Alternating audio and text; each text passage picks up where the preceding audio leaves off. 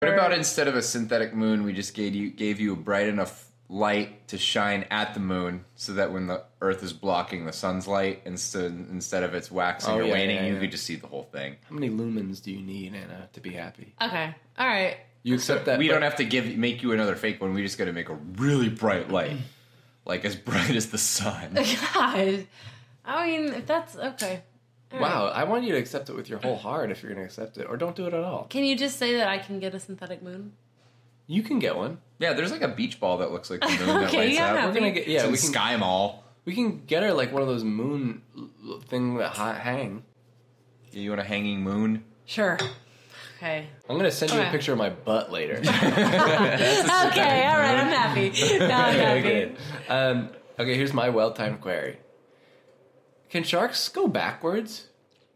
Like, no, I know the answer to that. No. Swim backwards or like feel regret? Oh, I kind of like that one. Can they backslide? Can sharks backslide? Can a shark make some improvement with his family and then suddenly scream at his son? and then one swim forward, two paddles back. Oh, they can. I do not believe sharks can go backward. They actually can't stop ever swimming. No, I'm hung up on the emotional part of it. No, I think they can backslide. Sharks can backslide. Okay, why? Well, give me an example. Well, because they're very testosterone charged. Oh yeah. So they're like, oh, and then they get sad about it. And then they figure, I shouldn't have done that. They like you kind of said earlier, it's like they go out for a long day of eating krill, and then and then they get home and they're like got krill gut, like they went to a krill happy hour, and then they kind of like swam home to kind of drunk, and then they like have been trying to do more around the house, but now they've got krill belly. But you're thinking about whale sharks, which this would really definitely apply to. They're not whales, they're sharks, but they eat krill.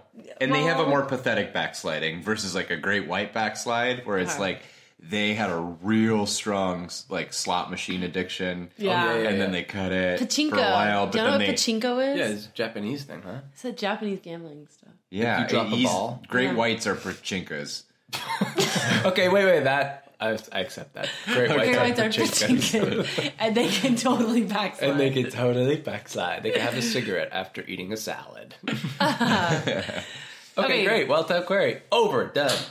Finito. I'm ready for a debate. You are? Yeah. And here's why. Because this is Ian talking. Anna is our debate leader this week. This is our main segment. What if I always... Today a woman leads. Wait, what if... Tomorrow... She probably still lead in some way. You're a teacher. You lead a class. Nick once said that some teachers make a difference and some teachers make things different. Nick said that? That's way too profound. Yeah, you said that about me. You said, wow, some teachers make a difference, but it looks like you just make things different. Difficult, I think is what you said. Okay, keep going. No. Okay. This is our main segment. This is why we call the show Masters of Debate. It's because Anna's going to bring a segment. This is her week. Yeah. She's going to bring a topic of debate for us to debate off the top of our heads. We have never heard of it before. She's going to assign us our sides. We're going to ask clarifying questions.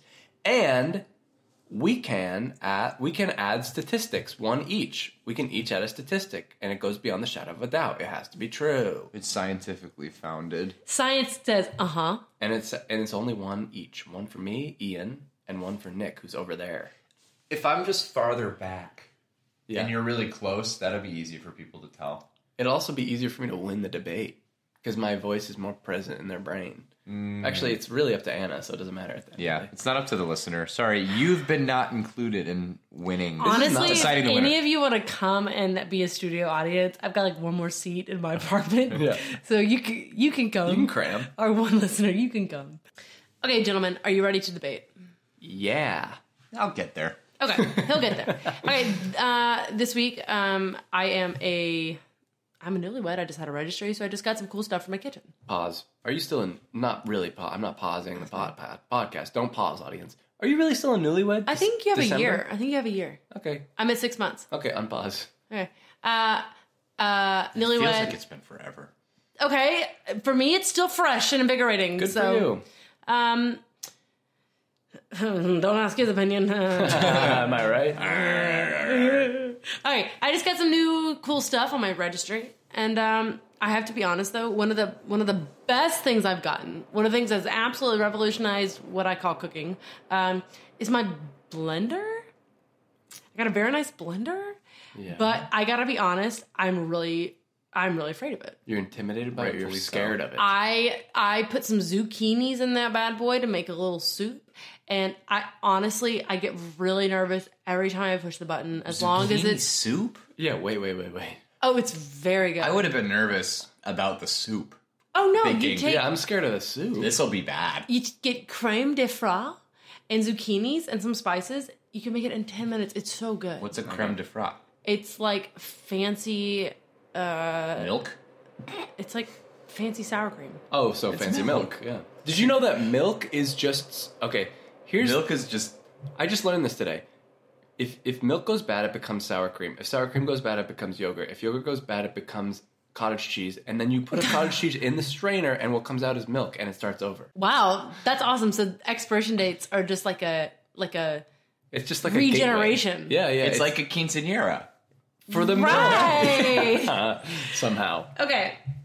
So I am very afraid of my blender. I don't like it. So my proposal for you guys, what is the scariest appliance in the kitchen? Oh yeah, I actually know. You want us to convince you a different appliance is scarier so that you can better relate to your blender. Are we talking about? Yeah, go ahead and answer his. I just kind of want an objective, like you can agree. I mean, don't mind me and my blender. Or we're getting help, but just as an aside, like maybe I think it's the blender, but you can correct me. Like, no, this is actually objectively. This is objectively. I want to continue to frighten you by your kitchen. Okay, my husband will appreciate that.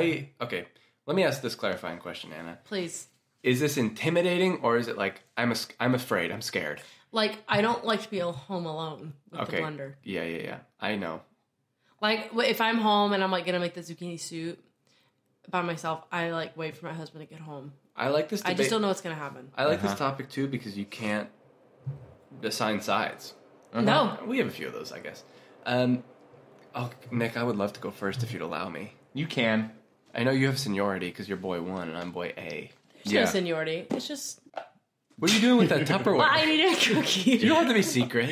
Okay, I was trying to be quiet. You looked at me all like, I'm sorry. Well, keep going. Why is there all these chocolate cookies in here and then this just round graham cracker? Ew. What's this one? What is it? I don't want to bite into a chocolate. Oh, that looks good. It's pretty good. Nick, if you'll allow me, I'd love to lead us off. I permit. Thank you. Here we go. The scariest appliance in the kitchen is easily the freezer. Okay. Depending on what freezer you Interesting approach. When you open your freezer, you don't know what kind of thing is going to fall out. Because how many things do you have in the door on your freezer?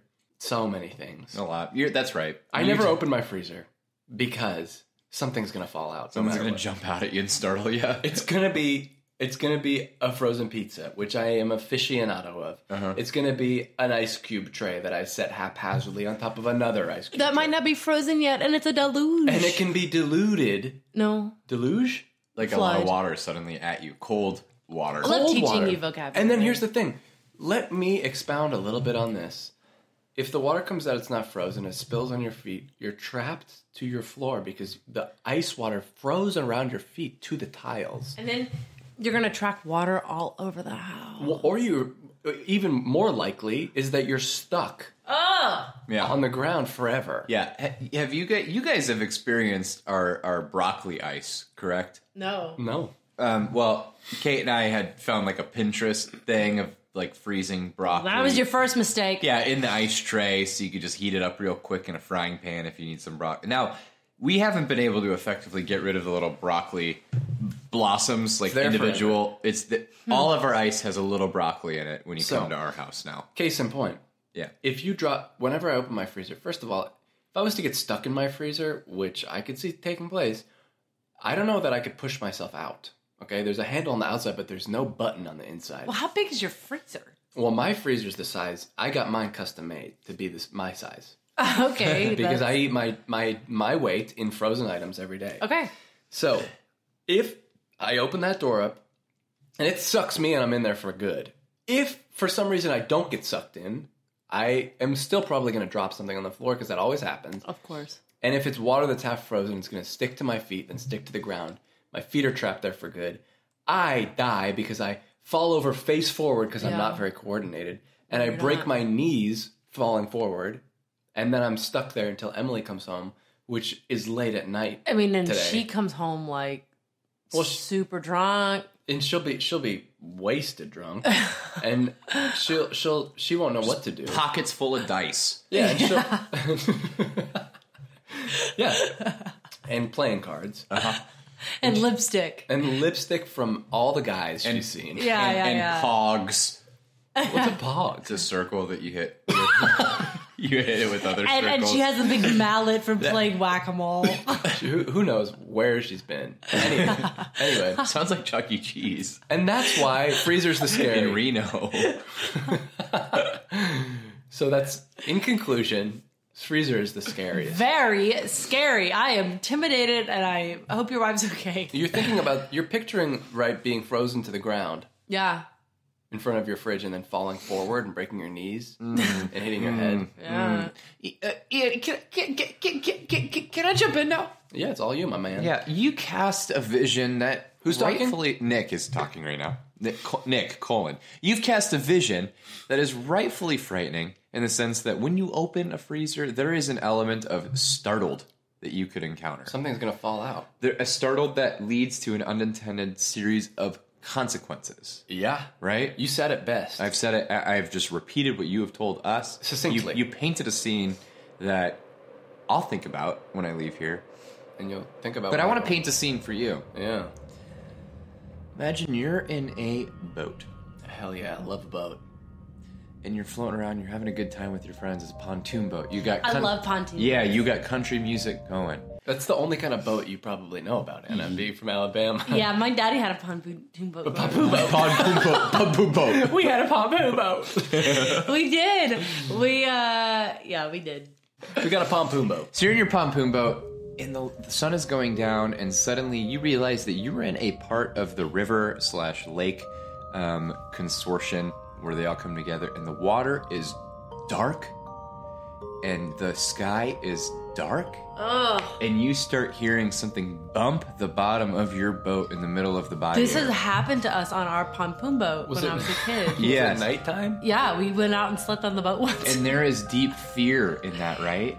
And Yeah. the fear is in what, Anna? It's in Well, for us, it was a carp. It was a dead carp. It was a dead carp, but What? did you know it was a Yeah. dead carp for a while? Well, we smelled it coming. You smelled it coming? How did you smell a dead carp coming out? Oh, it smells like a carp. Like It's coming right for us. It's about 75 yards out.